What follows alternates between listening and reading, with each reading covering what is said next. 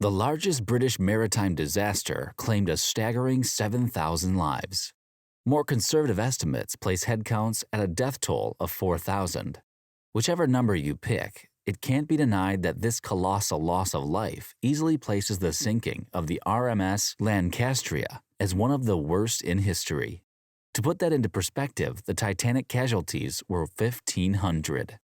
Yet the incredible disaster has received little attention. Was that because its loss dwarfed in comparison to the other horrors of the Second World War? Was it because it was chalked off as another loss in the failed Battle of France? Or was there a political motivation to suppress news of its demise? Originally built in 1920 as a transatlantic cruise liner under the name Tirrenia, she would later be fitted with two classes and renamed when both passengers and crew complained about the difficulty in pronouncing her name.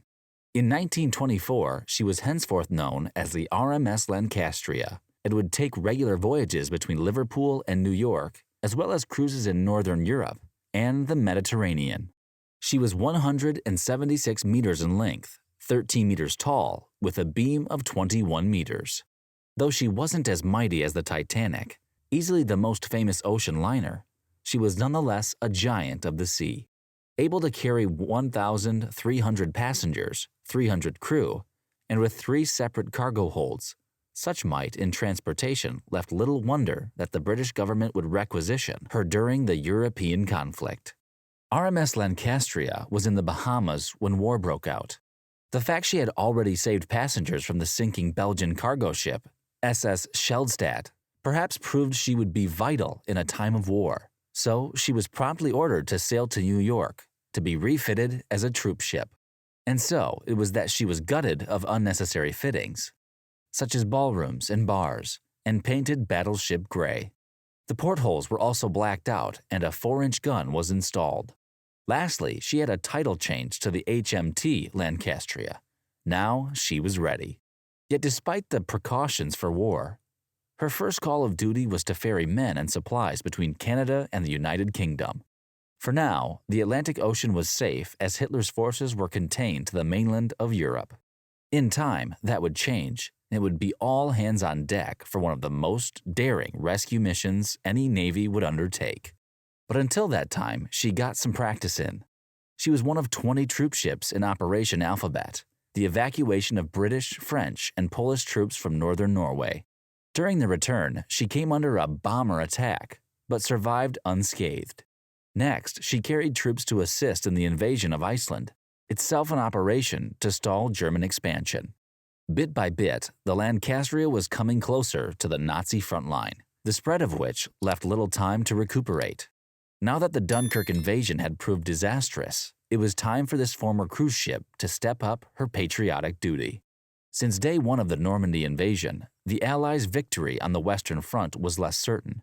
The liberation of France did not come as swiftly as hoped, and the siege of contested towns from the Axis was drawn out and slow. Eventually, the powers that be knew a strategic retreat was needed if Hitler was to fall, and so an audacious evacuation was planned, calling upon many a ship to get ready. The RMS Lancastria, meanwhile, had arrived at Liverpool but within hours of berthing was urgently recalled to sea. By the 15th of June, she was in Plymouth awaiting further orders, unaware that the rescue mission she was about to be sent on would end with thousands of deaths of soldiers and civilians. First, she was recruited to Operation Ariel, the code name for the evacuation of the remaining British Expeditionary Force, who had been cut off to the south. The Franconian went with her, an almost equally sized liner, but she was damaged in an air raid, forcing her back to England for repairs. This meant RMS Lancastria had to sail alone. No doubt, the crew on board were anxious about overhead attacks. They'd narrowly escaped bombardment in Iceland, and now their partner was out of commission. They must have felt like they were pushing their luck. How many more times could they get close to the front line before the Nazi planes took them at once and for all? It was 4 a.m. on the 17th of June, when the Lancastria anchored just 5 miles from Saint Nazaire. Here, she saw some 30 other merchant vessels of all sizes. No doubt, this massive evacuation would not go unnoticed. But was there safety in numbers? By now, she could take just over 2,500 people, 300 or so being crew. However, Captain Sharp felt 3,000 at a pinch would be possible given their load from Norway was 2,653. Instead, Captain Sharp had to take as many as he could, he was told. No ifs, no buts. And so, during the night, troops were ferried to all boats. It took hours and sometimes came under fire from German machine guns, though apparently without incident. Did this make the Allies feel invulnerable? The British and American forces had paid for their overconfidence in the Normandy invasion, so was this moment more hubris or proof that karma was coming their way? By the mid-afternoon of that day, the RMS Lancastria was filled to the brim, mostly with soldiers, though there were 40 civilian refugees including ambassadors and children. Numbers range from 4,000 to 7,000, with Captain Sharp himself estimating 5,500. Some historians even claim the number was closer to 9,000. What is certain is that had her departure not been delayed, there was a good chance all those on board would have survived to see English shores. Instead, Captain Sharp decided not to leave St. Nazaire. To do so would risk an attack from the Luftwaffe, who had already hit another boat. A second risk was the submarines, the infestation of which was increasing as the English Channel became the last line of defense between Hitler and the British-American alliance. A liner would surely stand no chance against a U-boat unless it was backed up by a destroyer, of which there were plenty at the port.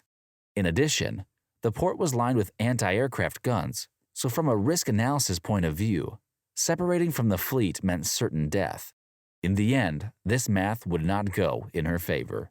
At 3:48 p.m., a Junkers Ju-88 attacked the Lancastria.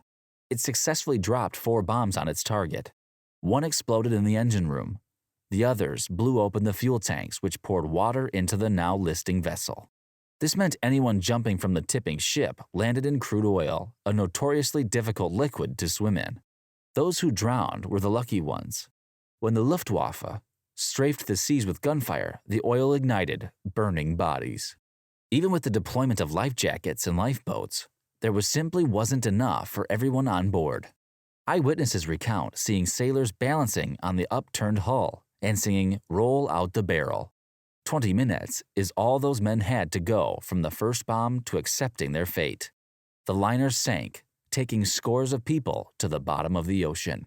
Corpses washed up on the beaches days later, sometimes one at a time, sometimes a dozen. But there were survivors, 2,477 in total, with 900 were picked up by one trawler alone. The French had front-row seats to this sudden catastrophe, but it would be years before the British public was made aware. Back in London, Churchill was receiving news of the fall of France, the possibility of invasion, and now the colossal loss of life. He told his staff that the newspapers had got quite enough disaster for today at least. Though not an official protocol, the media followed the D-list notice, meaning no official account was published until some 20 years later when the notice expired. However, the news was initially broadcast on the English-speaking Nazi propaganda radio program, Germany Calling. By the end of July, the news finally broke to the Press Association in the U.S. Yet even with these 2 instances, the story did not gain traction. But due to the tireless campaign of survivors, their families, and the relatives of victims, the site was finally recognized as a war grave in 2006. Even the French government has placed an exclusion zone around the wreck site despite the jurisdiction of French territorial waters giving no obligation to British casualties. The first memorial was set up on the St. Nazaire seafront on 17 July 1988 to commemorate those who died on board, with another one erected in 2011 on the former grounds of the Dalmuir shipyard in Glasgow. Finally, the victims can rest in peace with their stories told. What would you have done in Captain Sharp's situation? Or in Churchill's situation? Let us know in the comments. If you'd like us to cover more unknown naval disasters, then leave a like and share this with a fan of maritime history. If you want to get notified of our next video, then subscribe now.